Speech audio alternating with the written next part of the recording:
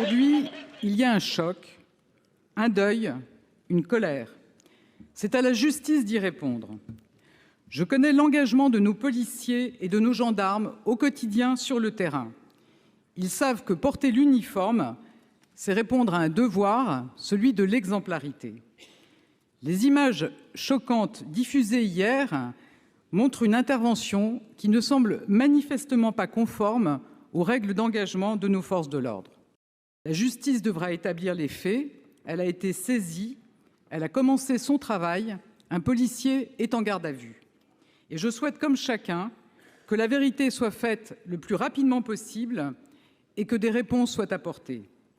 La justice passera, personne ne doit en douter. Seule la justice permettra de faire toute la lumière sur ce drame.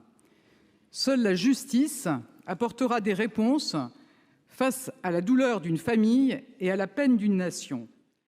Et alors que des violences ont éclaté cette nuit dans certains quartiers, tout particulièrement dans les Hauts-de-Seine, je veux appeler chacun à l'apaisement. Monsieur le sénateur Pierre Laurent, nous voulons la justice pour Nahel et nous l'obtiendrons, mais elle doit être rendue de manière pacifique. Voilà. Évidemment, une très forte émotion, puisqu'un jeune de 17 ans a trouvé la mort dans des conditions brutales. Une émotion que nous partageons avec la famille, les amis, les voisins, les proches, et évidemment la nation tout entière, parce qu'il s'agit d'un jeune de 17 ans. Le ministre de l'Intérieur a rappelé qu'une enquête judiciaire est ouverte. À ce stade, à l'heure à laquelle je vous parle, il y a un policier qui est en garde à vue, avec une enquête pour homicide volontaire. Nous souhaitons, comme l'a dit le ministre de l'Intérieur ce matin, qu'il puisse y avoir une communication par la justice dès lors que la garde à vue touchera à son terme. Et un peu le mal-être de la société, il y a beaucoup de problèmes, je crois qu'on est tous responsables. Que ce soit les forces de l'ordre, les familles, tout le monde a lâché, je pense que c'est ça.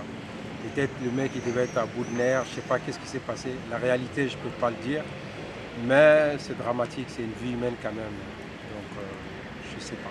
Moi, je suis attristé pour la fin. Je trouve que c'est, je sais pas, j'arrive pas à comprendre. Un refus de température, un contrôle de police, on s'arrête et puis c'est tout. C'est toujours malheureux de perdre un enfant. Mais bon, je comprends pas. Là, le type, il aurait pu prendre la 86 et provoquer un accident mortel avec plusieurs personnes. Il était parti pour ça. Hein. Alors je suis désolé, la mort d'un jeune homme, c'est toujours malheureux. Le métier de parent est sûrement difficile, pas facile à faire, mais bon,